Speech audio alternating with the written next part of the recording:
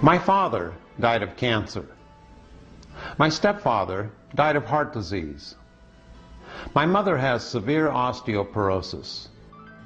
My sister-in-law is diabetic.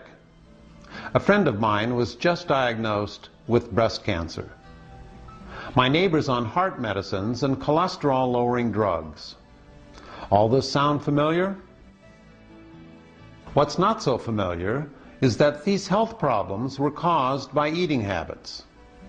In fact, eating is the biggest cause of disease, disabilities, and death in the U.S. today. And according to the Surgeon General, eating kills 2 out of 3 Americans every year. The American eating habit, in other words, is officially suicidal. For most of my life, I never made the connection. I was your typical American yuppie eating what I thought was a healthy diet. But that's just the problem. What we call a healthy diet, in fact what the government defines as a healthy diet, is health dangerous. People are dying of heart attacks, cancers, and other diseases because they're following these healthy guidelines. I remember the widow of a famous man saying she did everything right. She followed all the guidelines until she died of cancer in her early 60s. Later on, you'll meet Dr. Joseph Crow, a surgeon at the Cleveland Clinic who suffered a heart attack at the age of 44. And he completely reversed his heart disease by not following government guidelines. And you'll also meet Dr. Neil Pinckney, a psychologist who ate the standard American diet until his coronary arteries became blocked.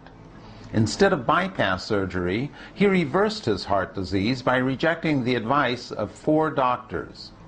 And you'll meet Dr. Ruth Heydrich, a marathon runner who ate much better than government guidelines.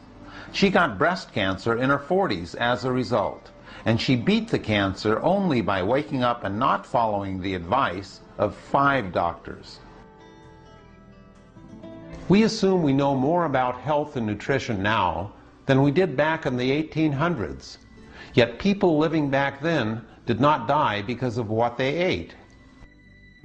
Before 1900, heart disease, our biggest killer, wasn't even included in medical textbooks. And cancer, diabetes, arthritis, and our other major diseases were rare and confined to the wealthy, who ate like most Americans eat today. People back then did not die of our current diseases because their eating habits were very different. Bread, potatoes, corn, oats, rye, barley meals, beans, and other vegetables, fruits, and whole grains were the major foods in their diets. Meat, dairy products, eggs, and fish were uncommon on the plates of working-class Americans. It's not that they didn't want these foods, they simply could not afford them. But during the 20th century, everything changed. As animal foods became more affordable, Americans switched from their plant-based diets to animal-based diets. This triggered the biggest dietary change in human history and ushered in a new era of eating-related diseases. By the middle of the century, Americans were suddenly dying of heart attacks, and cancer had all the earmarks of an epidemic in the making. In the last half of the century, we doubled our meat consumption, until the average American was eating more meat than they weighed, 225 pounds of meat every year. And while we were gorging ourselves on meat, our consumption of plant foods was reduced to iceberg lettuce, greasy French fries, and ketchup. And half our calories came from refined foods containing artery-clogging fats. By the year 2000, the American diet had been turned completely upside down. As a result, heart disease rose from an obscure illness to become our #1 killer. Cancer, diabetes, and other little-known diseases became household names. We became the fattest nation on the planet, and we turned eating into the most popular form of unassisted suicide. Today, the majority of school children already have signs of heart disease, and many are now taking cholesterol-lowering drugs. And 85% of adults suffer from hardening of the arteries, and half of the entire population will die prematurely due to heart disease. And over 40% of the population will develop a life-threatening cancer. We've become a nation of walking wounded because of our diet. What Americans consider to be a healthy diet today is like a train wreck to the body. By age 65, we stuff over 50 tons of food down our throats, enough to fill 6 of these garbage trucks. In those quantities, the type of food you eat can devastate your body. Take a look at this staggering list of just some of the health disorders and diseases that are linked to our current eating habit.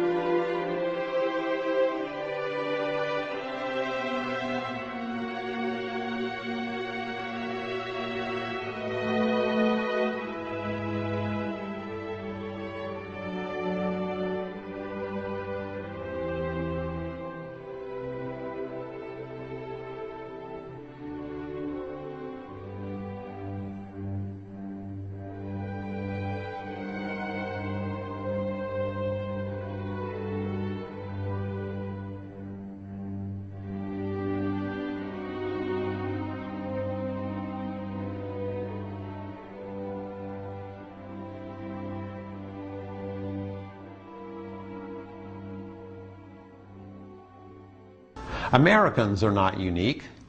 When people in other parts of the world abandon their traditional plant-based diets and start eating like Americans, they start dying like Americans. The pattern is not only obvious, but totally predictable. No matter where you look, when people adopt animal-based diets, heart disease and cancer suddenly become their biggest killers. This is now happening throughout the world in countries like Japan and China, where they're replacing rice and vegetables with meat and dairy products.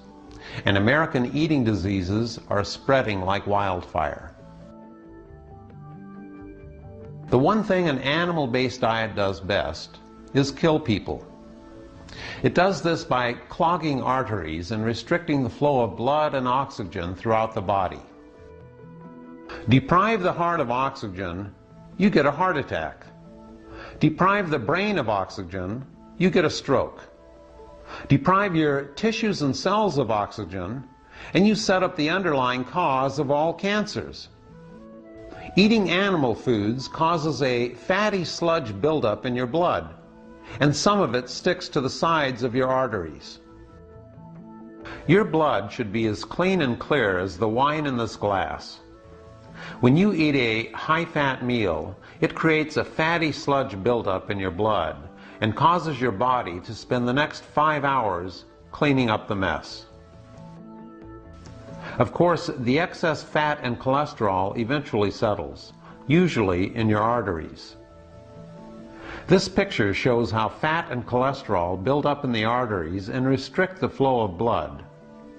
The blue circle shows how wide the artery should be, and the red circle shows how narrow it has become. Now imagine blood vessels throughout your entire body clogging up like this. The vast majority of our major diseases today, ranging from heart disease to spinal disc deterioration to senility, are ultimately the result of clogged arteries.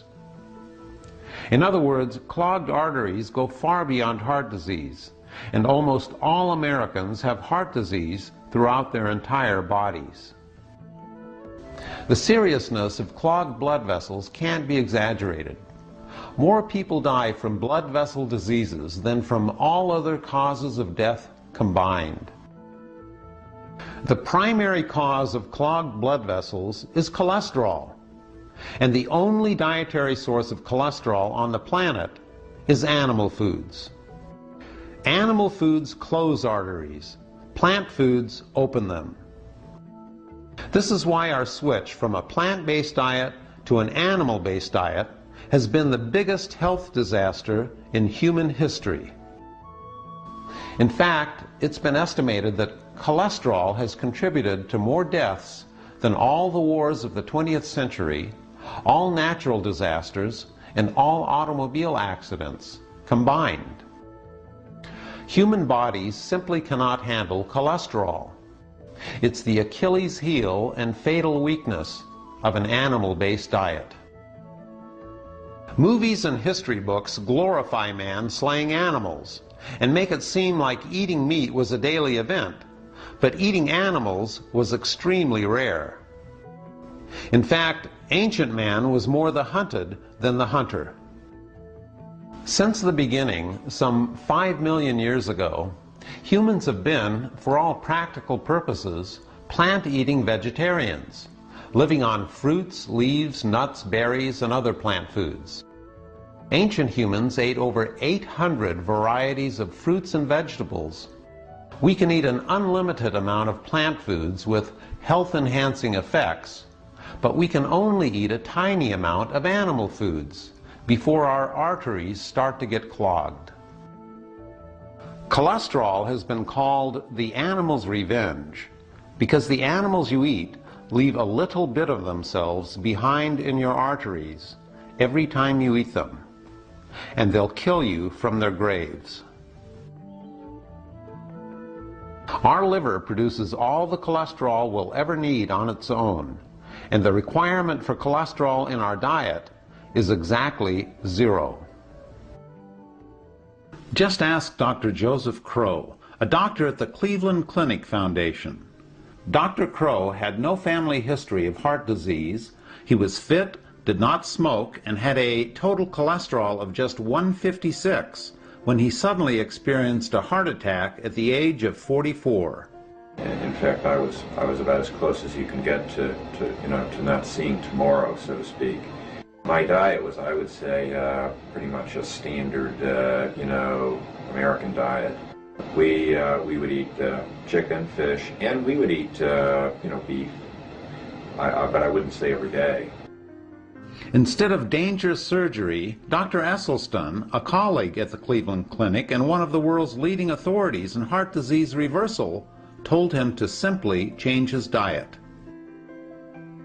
Just a few months after changing his diet, Dr. Crow's cholesterol went from 156 to 89 without any medication. It was a big change in the diet, and it was reflected in my blood work. And I was just following the diet, and I was exercising. I mean, I wasn't doing anything else, and I didn't take any medication. The whole set, my total cholesterol has been under 100 without any medication since I started the diet. Just 32 months after changing his diet, Dr. Crow's heart disease was completely reversed. This picture shows the diseased, shriveled artery on the left and his healed artery on the right. Dramatic proof of how a plant-based diet heals from within. Dr. Neil Pinckney knows something about clogged arteries. His father died of heart disease at the age of 59. At the age of 58, Dr. Pinckney almost met the same fate when he discovered that his main coronary artery was 100% blocked and the other two were 90 and 85% blocked. What I did was I thought I was doing all the healthy things. I gave up a lot of steak and roast and pork and ate chicken and fish instead. And I ate white meat chicken breast. Well, I didn't know that a white meat chicken breast had just about the same amount of cholesterol as a T-bone steak. I had no idea, and I was a cheeseaholic. Not only did it give me much more sodium, than I needed, but it was giving me 60 or 70% of my calories from fat, when now I'm only at 10% of my calories of fat. It was cheese and the other foods were plugging up my arteries and sending me to the hospital. What one of the doctors said was very apt. He said, "You've got one foot in the grave and the other on a banana peel." His cardiologist told him he needed emergency bypass surgery or he would die. He decided to save his own life by walking away from that surgery. And they said, "Well, you don't want this life-saving procedure?" And I said, "No, it's against my religion." And they all looked at me very quizzically and said, "What is your religion?" And I said, "I'm a devout coward." So with that, against their advice, I went home to learn about how I could repair the damage myself and do something on my own to reverse the heart disease. And I did. After leaving his surgeons behind, Dr. Pinckney began reading books on reversing heart disease and changing his diet. My angina, the pain that was so severe, within 2 weeks it was almost all gone. Within 2 months it was completely gone, and I started walking up. I couldn't walk 200 feet without severe pain and have to sit down. And just 3 months later, I was walking 2 miles up a steep hill with no pain. 7 months after I started this program, I finished in the middle of the pack of an 8.2 mile Great Aloha run, and I had never run a race before in my life. But I changed overnight. I mean, not only did I go to avoiding all animal-based foods, but I stopped dairy, milk and all milk products, and eggs and egg whites. I went completely plant-based. And that's, I think, going completely helped clear up my allergies and make me feel better. I lost 45 pounds, and I was a 38 waist. I'm a 32 now. I never felt better in my life. I had more energy. I didn't fall asleep after lunch. I didn't have all the aches and pains that I had had before. To give scientific evidence, I've had 3 more thallium scans. I've had a MUGA scan, which is another way of showing how much blood goes through the arteries, and I've had a scan, a CT scan, and all of them indicate that my arteries are cleaner than most 21-year-olds. I went back a year later, after I had had this wonderful reversal of heart disease and looked and felt so much better, and I went to go see the 4 cardiologists that told me I was going to die within a day or 2 if I didn't have the bypass. All 4 were younger than me. 3 of them were dead. And the other, who was the chief of cardiology, was so amazed, he couldn't believe it, that he started sending his patients to my support groups instead of to bypass surgery. I conducted 75 heart reversal workshops or support groups, and over 50 of the people who came to those groups were scheduled for bypass operations, and none of them had to have them after 10 weeks.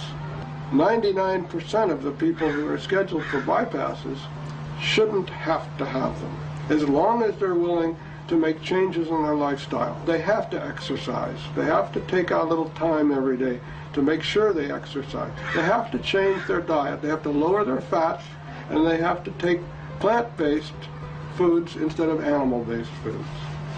That seems to be much more sensible than having a stent put in, which will close up again if you don't change your lifestyle, or a bypass operation, which will plug up again eventually, maybe in a year, maybe in 5 years, but it's going to plug up again unless the lifestyle is changed.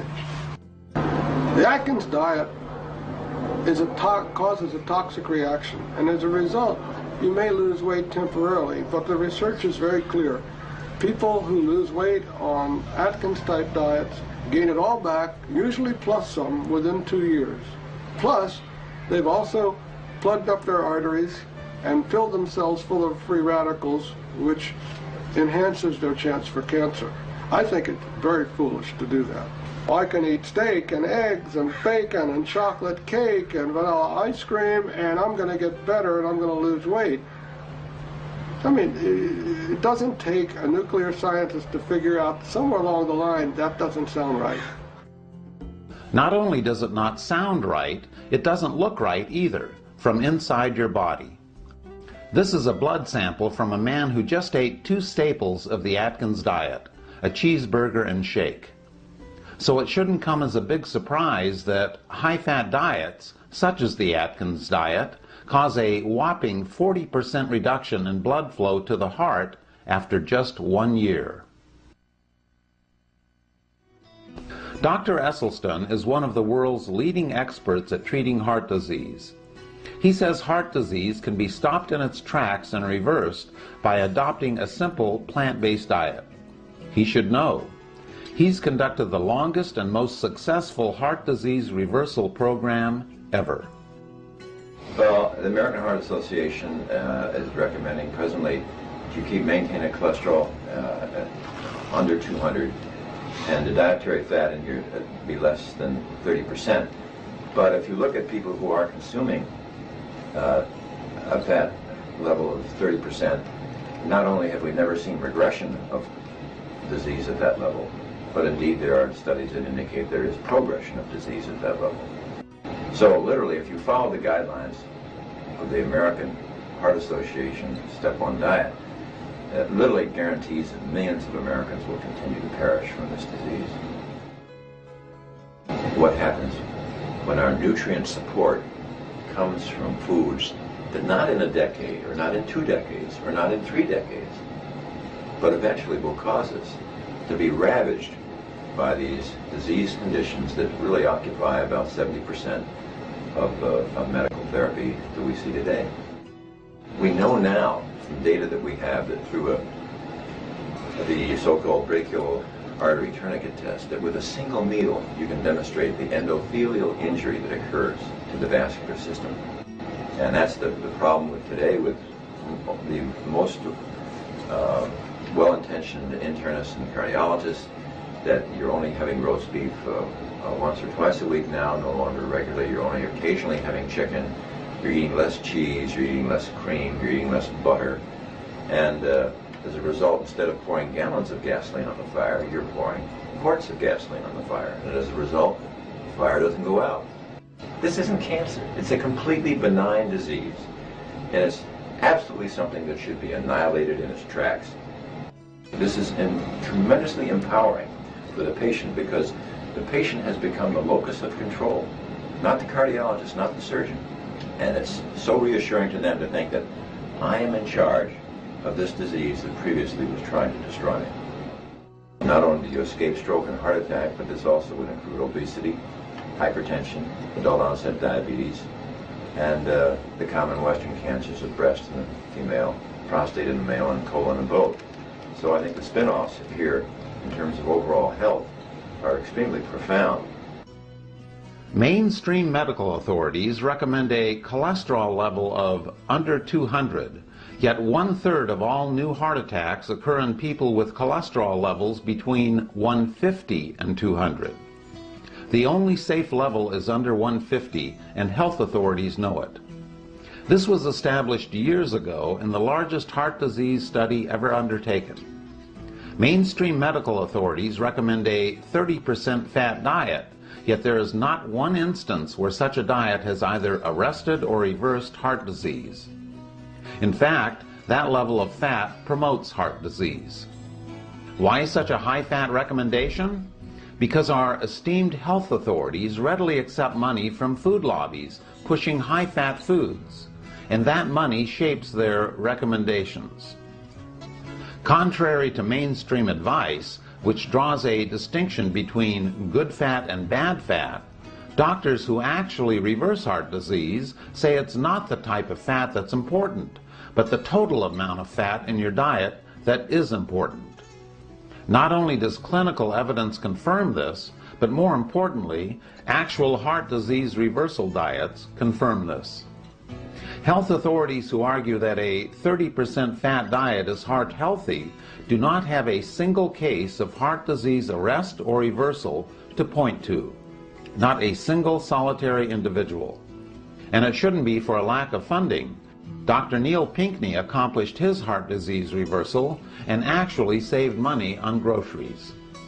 And it isn't just coincidence that individuals throughout the world eating low-fat diets do not get heart disease, nor do they get our common cancers.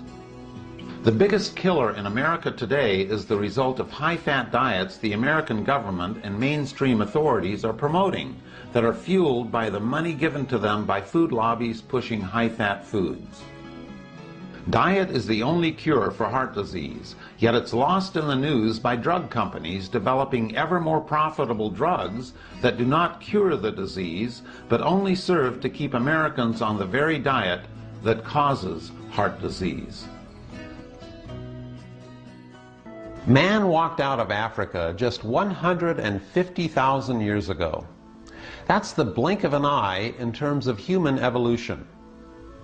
In the mere span of just 100 years, we've become so accustomed to eating animal foods, we think it's the normal, natural, healthy way to eat. It isn't. We also think that dying of heart disease is a normal way of dying. It isn't. Dying of heart disease is about as normal as dying of a drug overdose, and it shouldn't happen at any age.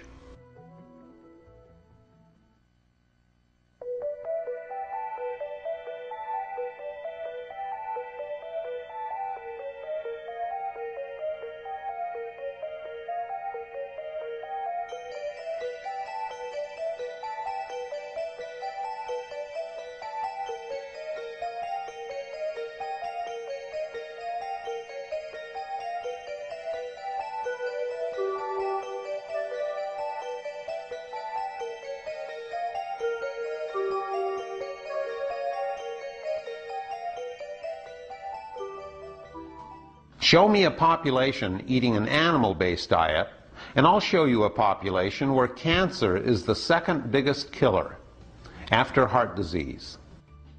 In fact, heart disease and cancer are the two hallmark diseases of an animal-based diet. In 1971, President Nixon declared a war on cancer and promised a cure for the disease within 7 years. We all know that didn't happen. The war on cancer has not only been ineffective, but the search for a so-called cure has been totally misguided. Now close your blinds, turn down the volume, and make sure no one else is watching, because I'm about to let you in on a dirty little secret. Ready? We already have a cure for cancer. It's called the immune system. Your immune system not only protects you against colds and flus, but it's been protecting humans from cancer since the very beginning. It's the only cure for cancer we have. Always has been and always will be. The biggest cause of cancer is not radiation, chemicals in the water, or pollutants in the air, but a weakened immune system that cannot recognize and kill cancer cells. In other words, you can't prevent cancer. You're going to get cancer cells in your body. The average adult gets at least one cancer cell in their body every single day, and there's nothing you can do to prevent this from happening. The question is not whether you'll get cancer, but whether your immune system is healthy enough to kill cancer cells and stop them from multiplying. Autopsy studies have shown that by age 50, almost half of all women have breast cancer, and 40% of men have prostate cancer. And nearly all Americans have some form of cancer growing inside their bodies. This is because our immune systems have become seriously weakened due to our change in diet.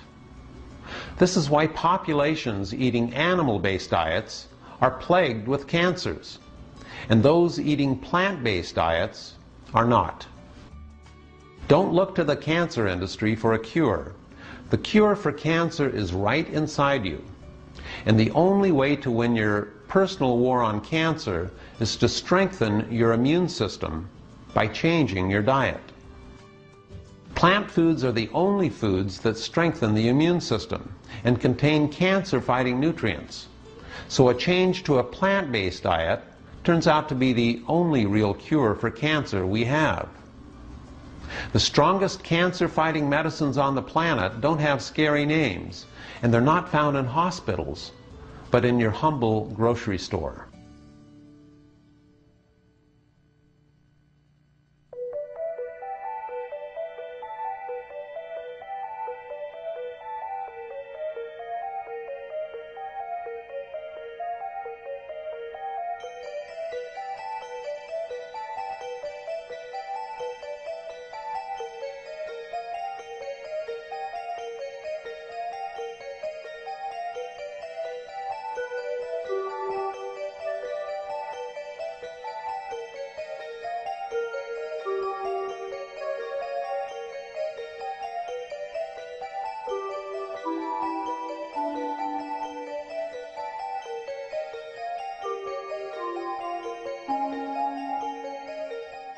The founder of the macrobiotic diet actually cured himself of cancer by adopting a 100% plant-based diet that strengthened his immune system.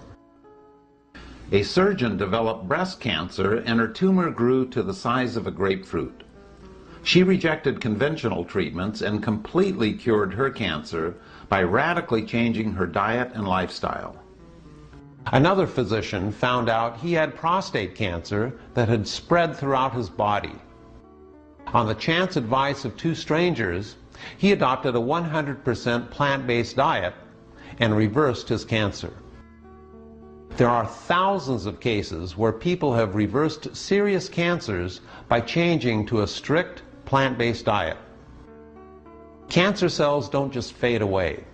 The only thing that will defeat cancer is a strong immune system, and plant foods strengthen that immune system. Just ask Dr. Ruth Heydrich, who was diagnosed with breast cancer over 20 years ago, despite the fact she was eating better and exercising more back then than what government guidelines recommend today.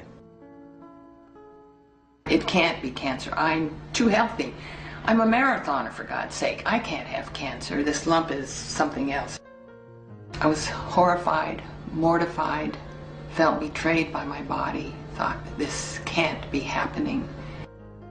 So even though I felt healthy, there was this insidious cancer that was growing inside me.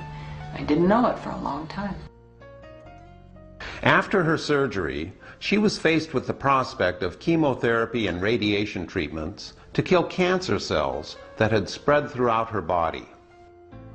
When I was told that I needed chemotherapy and radiation, I was dreading it. I was thinking it was scary. I really did not want to have poison injected in my veins. And having worked for the military, I knew what radiation damage could do to a body. I did not want that. So I was looking for something to tell me another way. I just maybe intuitively felt that there has to be another answer. She sought not just a second opinion, but 5 second opinions, until she found Dr. John McDougall, who said in no uncertain terms her breast cancer was caused by her diet. Before my dietary change, I ate what I call the SAD diet, the standard American diet. Well, I knew that it wasn't diet in my case, but let's prove it to the world. And I knew because I was not eating any red meat. I had only skim milk and chicken and fish. And so when I went to see Dr. McDougall, he said, that's the diet that caused your breast cancer. I was shocked. He said, if you want to save your life, change your diet. And of course my response was, let's see, let's prove it one way or the other. And then I thought, oh, it's too late. And he said, no, it's not too late, because your immune system, you've had the surgery, you've removed that tumor. Now what your body has to do is kill off those stray cancer cells that have, without any doubt, already spread through your body. What your body now has to do is kind of a mop-up operation, and that's what diet enables that immune system to do. The major point, though, is that you search for the cause. Breast cancer is a symptom of a lousy diet. She refused chemotherapy and radiation treatments and switched to a 100% plant-based diet. 20 years later, she's cancer-free and credits her new diet with saving her life. Breast cancer thrives in an estrogen-rich environment, and women in America are literally swimming in estrogen with levels up to twice as high as women eating plant-based diets. Animal-based diets also cause girls to begin their menstrual cycles at a much younger age than girls eating plant-based diets. In just 140 years, the average age of puberty in U.S. girls has dropped from 17 to 12, and menopause starts 4 years later. In other words, an animal-based diet has added 9 years of menstrual cycles to the lives of women. How do we know this is caused by diet? Because girls raised in the U.S. and throughout the world on plant-based diets reach their puberty at the normal age. Usually, parents take great pride as they see their children mature, and they think, oh, my daughter's, we're getting graphic again, started her periods when she was 11 years old, and they think that this is good. Actually, it's bad. It increases the risk of breast cancer, premature death, heart disease, all these other problems. We need to turn it around and try to delay the onset of puberty in our children. Men on animal-based diets also reach puberty earlier and have abnormally high levels of testosterone. And studies have linked high testosterone levels to prostate cancer. Men throughout the world eating traditional plant-based diets have normal testosterone levels and don't get prostate cancer. In 1993, the National Cancer Institute published the results of a study with women who had been treated for breast cancer. They told half the women to continue with their typical American diets and asked the other half to change to a plant-based diet. After only 4 years, almost 40% of the women who stayed on their animal-based diets had recurrences of breast cancer. Not a single woman who changed to a plant-based diet had a recurrence of breast cancer. The difference between the two groups? Animal-based diets feed cancers. Plant-based diets feed your immune system. Cancer just doesn't go away on its own, and it will return with a vengeance if your immune system can't fight it.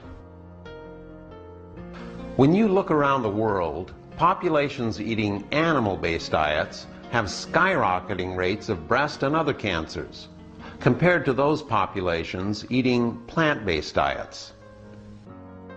When I was diagnosed back in 1982, the incidence of breast cancer in women was 1 in 14.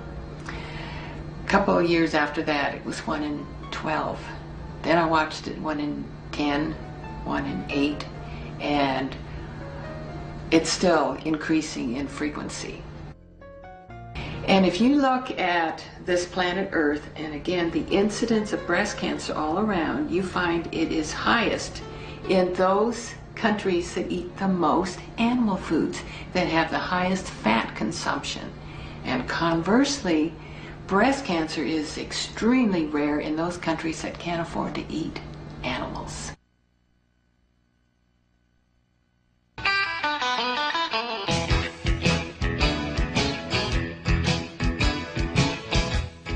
If you're like many Americans, you might be thinking, but animal foods have nutrients I've been told I can't live without. Please enter the fantasy land of the animal food industries. In order to keep their profits healthy, some monumental myths have been cooked up about animal foods. If you worry about not getting enough protein, or if you think that milk builds strong bones, you've been brainwashed, and your eating habits have been programmed by advertisements. Both protein and calcium requirements are stupendously easy to meet. In the case of protein, you could eat nothing but potatoes and get adequate amounts of protein. In other words, you'd practically have to be starving not to get enough protein. Protein deficiency is extremely rare, except in areas of the world where people actually are starving. It's really pathetic. We're the fattest nation on the planet, we eat like horses, and we worry about something that will only happen if we're starving. Instead of your first nutrition worry, protein should be your rock bottom last.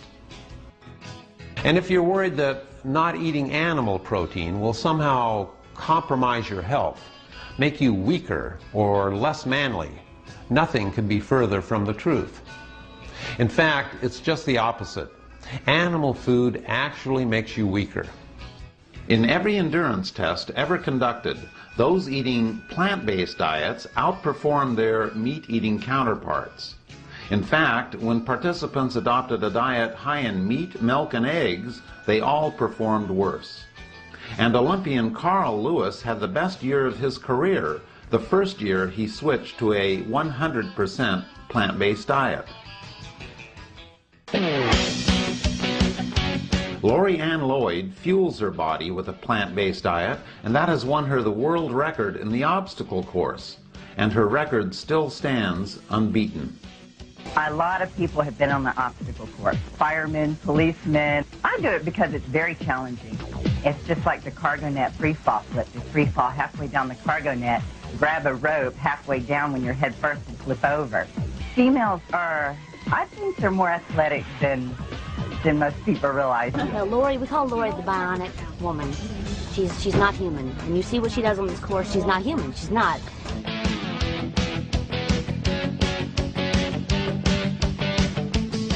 For centuries, men have held on to the false notion that eating meat, especially red meat, will make them stronger and more masculine.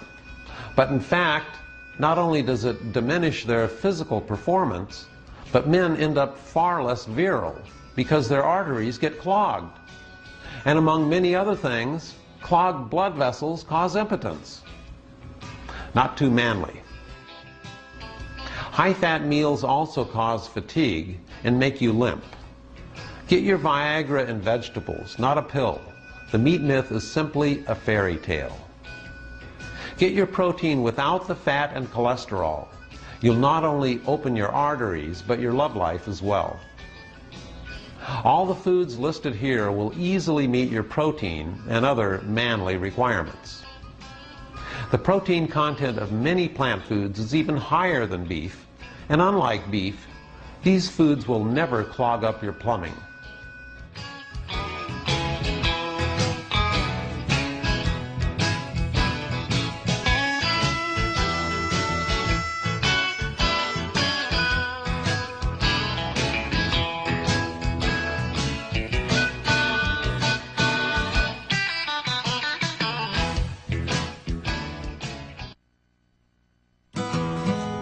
Calcium brainwashing is even worse than protein brainwashing, in that you'll consume adequate amounts of calcium on any natural diet. In fact, calcium deficiency of a dietary origin is not only unknown in the United States, but there has not been a single recorded instance of calcium deficiency of a dietary origin in the entire history of the human race. Despite this fact, the dairy industry claims that Americans somehow have a calcium deficiency, and, big surprise, we're told we have to consume more dairy products. But why would Americans be so special and have this calcium deficiency when populations around the world do not? And those populations consume a fraction of the calcium Americans do. They have no osteoporosis problem, and they get their calcium from plant foods, not dairy products.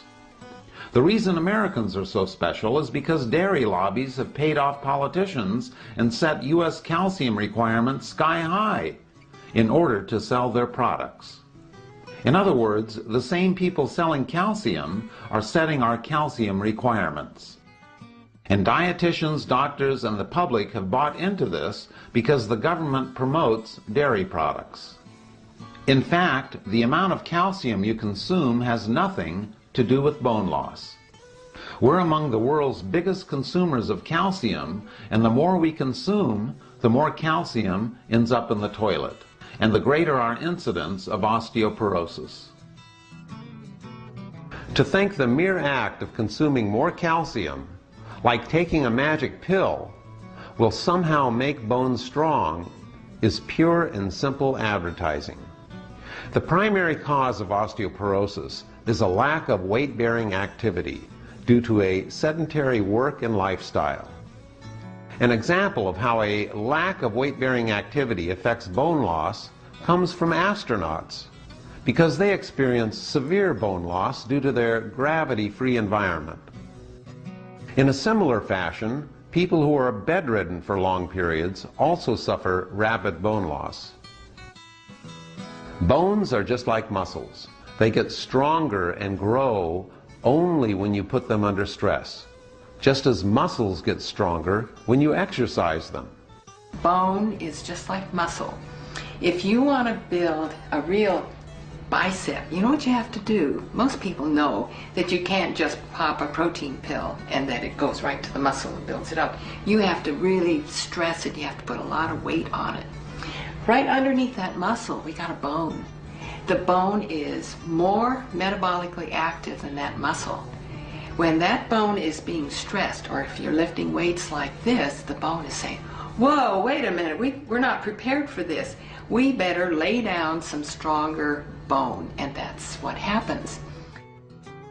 In the past, we used to get paid for physical activity. Now we get paid for sitting in chairs all day. In the past, American women have had far less physical activity than men, and this is the primary reason osteoporosis strikes women harder than men.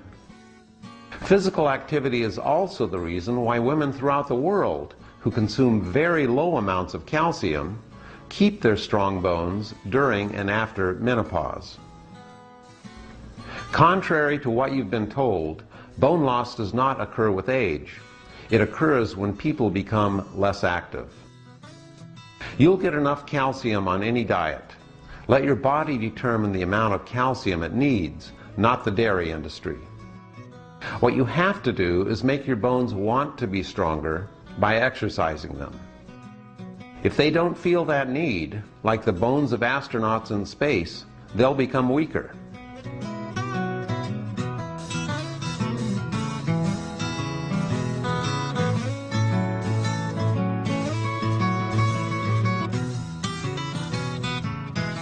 Sharing heart disease among family and friends is part of the American way of life, and to suggest you not share diseases with your loved ones is downright un-American.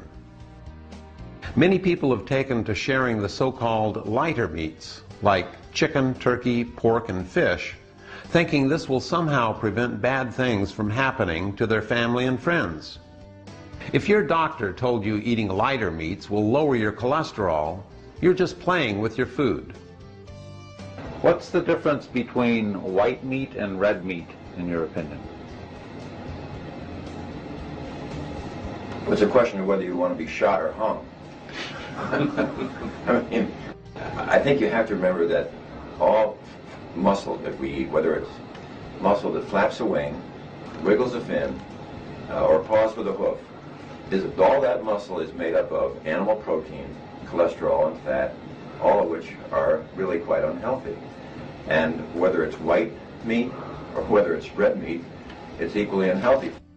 If you get a 3-ounce piece of steak, you get 75 milligrams of cholesterol. If you get a 3-ounce serving of white meat, skinless chicken, you get 72 milligrams of cholesterol. I mean, basically it's pretty much the same. Health authorities like to talk about reducing risks by eating lighter meat, but reducing the risk of a heart attack isn't preventing one. The only way you're going to prevent a heart attack is to get your cholesterol below 150. And eating lighter meats won't get you there. So what about that good fat in fish?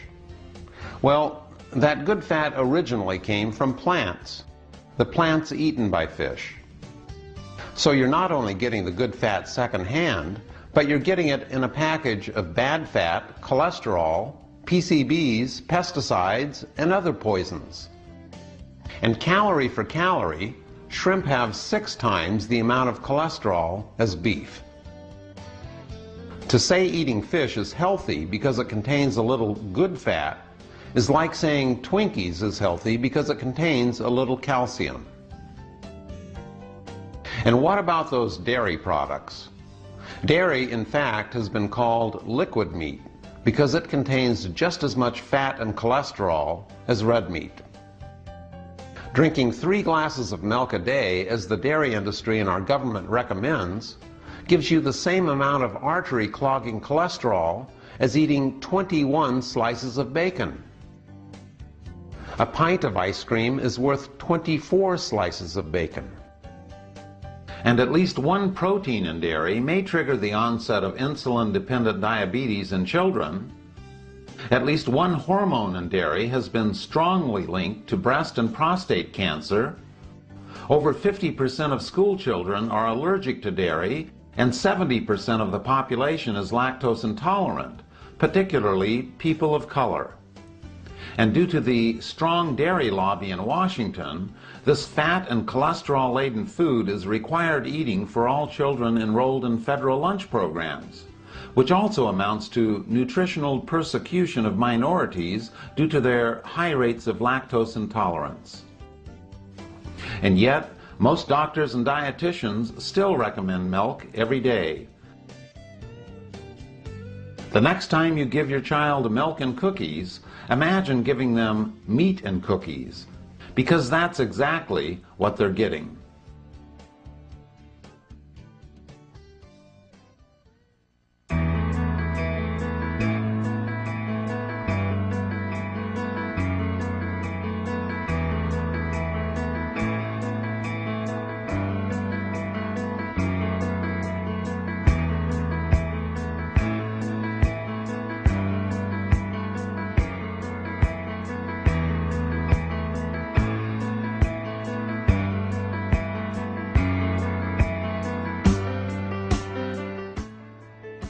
We live in a strange world when it comes to eating. Don't you think it's strange that 1/3 of our raw materials and fossil fuels are consumed raising animals to eat? Don't you think it's strange that with the fuel used to create just a single hamburger, you could drive a car 20 miles? Don't you think it's strange that it's actually cheaper to drive a car any distance than to walk that same distance if your calories came from beef? Don't you think it's strange that hamburger, one of the most resource-intensive and expensive foods on the planet, costs less than raspberries? Ever wonder how it's possible that fast food chains can still sell a hamburger for 99 cents? It's possible because of politics. Because our politicians provide massive subsidies to the animal food industries in return for political campaign financing. And without these subsidies, the cost of animal foods would be like it was in the past, and only the wealthy would be eating themselves to death. Because beef steak today would cost over $90 a pound without these subsidies. You may think you're calling the shots when you're preparing meals, but there's a politician in your kitchen, and he's already decided what you'll be eating tonight. In fact, the most health-dangerous eating habit in human history is purely the result of government interference in the marketplace. Not only do animal food industries get subsidies to keep them in business, but they get a determining influence on our nutrition policies as well. The animal food lobbies have had their claws into everything from designing the government food pyramid to staffing government bureaucracies, to setting our nutritional standards. And having these industries on government committees that decide what's healthy for Americans is like having Joe Camel on a committee designed to help people quit smoking. This is why so many Americans do everything right, yet die from following government guidelines. Food industries spend $30 billion a year marketing their products. The marketing effort to promote natural whole foods is a mere $30 million a year. In other words, we spend over $100 per person each year promoting foods that cause disease and shorten lives, and only a dime promoting foods that prevent disease and prolong lives. The average consumer doesn't have a chance. Between government endorsement of animal products and heavy advertising, the typical American eats like a trained seal, and the training starts early. The average child is exposed to over 10,000 food messages on television every year, and our eating habits are an exact reflection of marketing efforts. Sad as this may sound, the best thing you can do for your child's health is to turn off the television.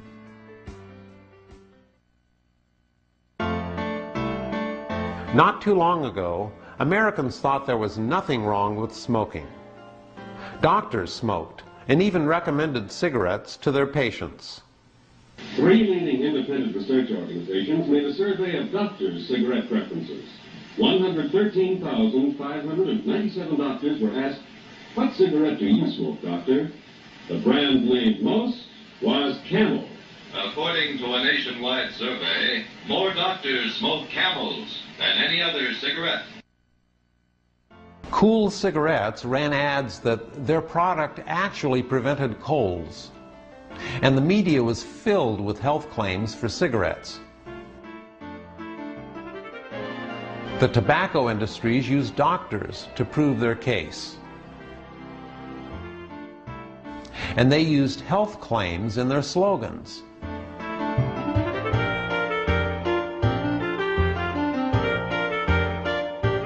As late as 1950, the American medical community still did not think smoking was a factor in lung cancer.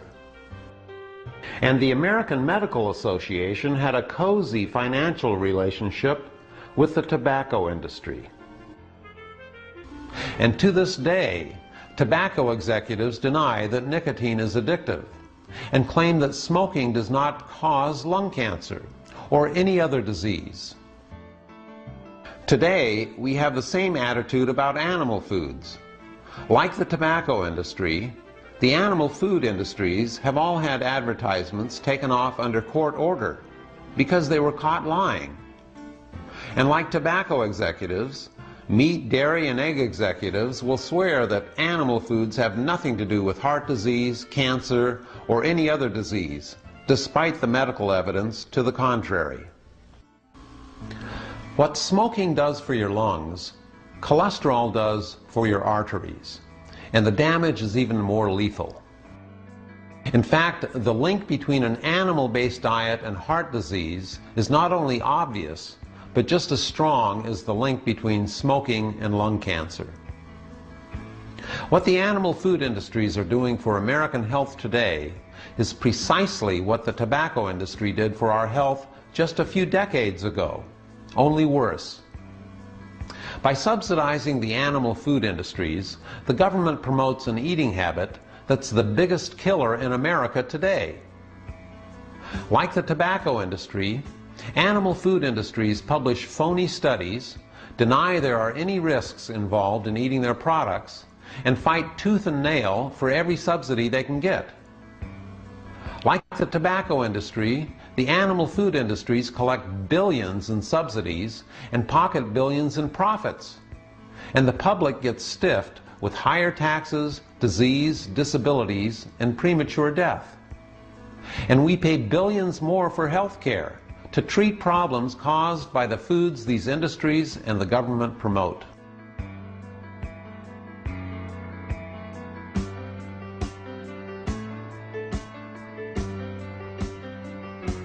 It took a long time for people to wake up to the health dangers inherent in smoking. Increasingly, more people are waking up to the inherent dangers of an animal-based diet. Mainstream advice is to eat more fruits and vegetables. The problem with that is you only have so much room in your stomach. What health authorities should be saying is to replace animal foods with plant foods. The problem with mainstream advice is that it's always at least 20 years behind the times. And when it comes to your health, that's 20 years too late. Just as mainstream advice finally got around to telling people to stop smoking, they will someday get around to telling people to stop eating animal foods.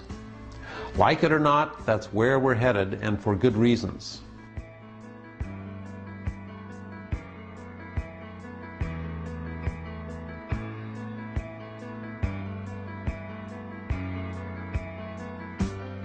When I first changed to a plant-based diet, I switched overnight, and my diet evolved as I learned more about food.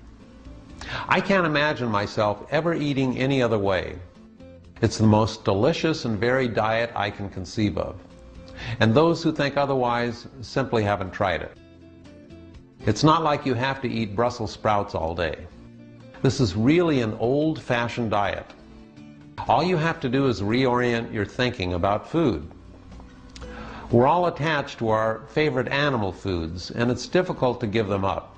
So if you're unprepared for a complete switch, do the best you can by gradually replacing foods in your diet. I would suggest you first switch to meat, egg, and dairy substitutes because they don't contain cholesterol.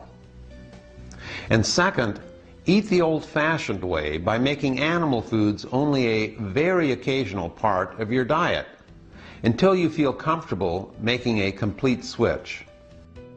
It's actually a lot easier than you think. Your diet can evolve, but keep pushing it. The closer you move to a complete plant-based diet, the greater the health benefits.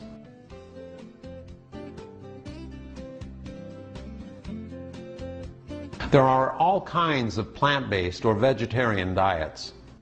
The problem with the word vegetarian is I don't know what it means anymore. Most vegetarians consume dairy. Some eat fish. Some eat eggs. These days, some people even eat chicken and call themselves vegetarians. Vegans eat no animal products whatsoever, but they don't explicitly prohibit refined foods. In other words, you could eat donuts and suck on sodas all day and be a vegan, and some teenage vegans do exactly this. In order to be as explicit as possible, I've come up with the RAVE diet. This is my word, but not my diet, because it follows the guidelines used by doctors to treat and reverse diseases. It's just a simple acronym to help you remember the rules, which are no refined foods, no animal foods, no vegetable oils, no exceptions, and exercise. For more information on the RAVE diet, visit our website, which also gives you references to doctors who use similar diets to cure diseases and bring patients back to health. When you follow the RAVE diet, you'll notice several things immediately. First, you'll discover you were constipated and didn't even know it. Your bowel movements will be easier and more frequent. Be happy. Your body's getting rid of toxic substances on a regular basis. The second thing you'll notice, if you have it checked, is a drop in cholesterol.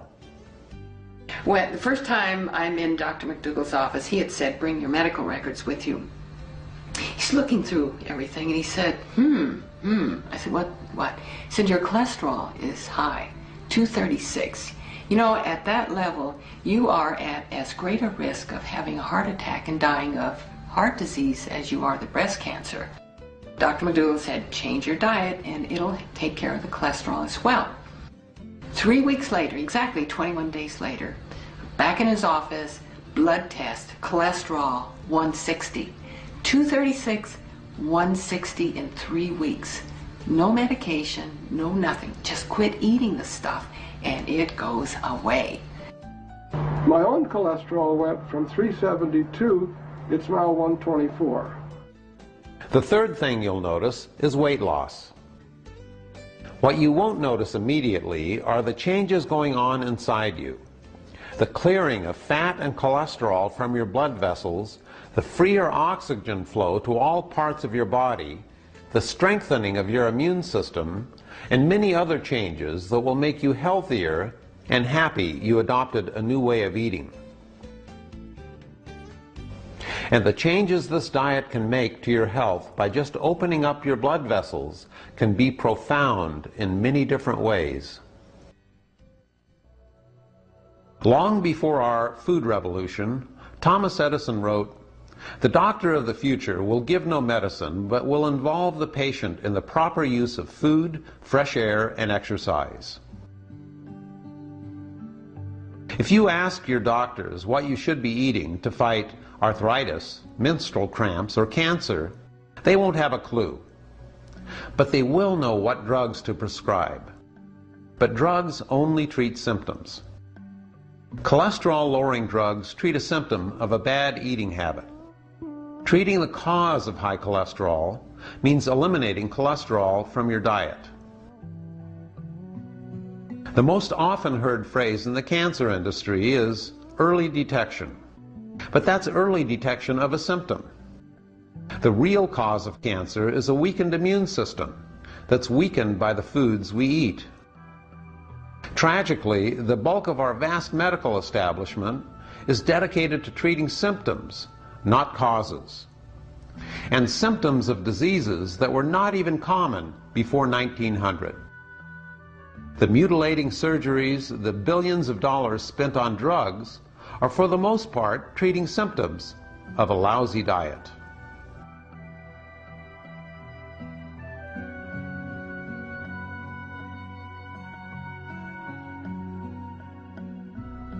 You might be asking, why doesn't my doctor know about the powerful effects of diet? Simply put, they haven't been trained in plant-based nutrition. We are not educated, we are not trained, and we are not in any way supported to work with our patient population in terms of education, disease prevention, and wellness. We are trained to focus on fixing the problem after it occurs, not preventing the problem, and that's true of all of medicine these days. Before you make a life-altering decision, get the advice of doctors who are trained in plant-based nutrition, who are completely reversing diseases by simple changes in diet and avoiding the use of drugs and surgery. Read the books listed at the end, and the next time you visit your doctor, don't be afraid to question his or her advice or seek second opinions. After all, it wasn't that long ago that doctors were advising pregnant women to smoke. A plant-based diet is the oldest diet in the world. The rave diet just improves on most plant-based diets by excluding the foods that are at the root of our major diseases today. The human body is a miracle, and it's constantly trying to heal itself from the wounds inflicted on it by an animal-based eating habit. In fact, the whole point of the rave diet is to go back to the fundamental foods our bodies evolved with in order to give our bodies a chance to heal themselves. Because the best doctor on the planet is still right inside all of us.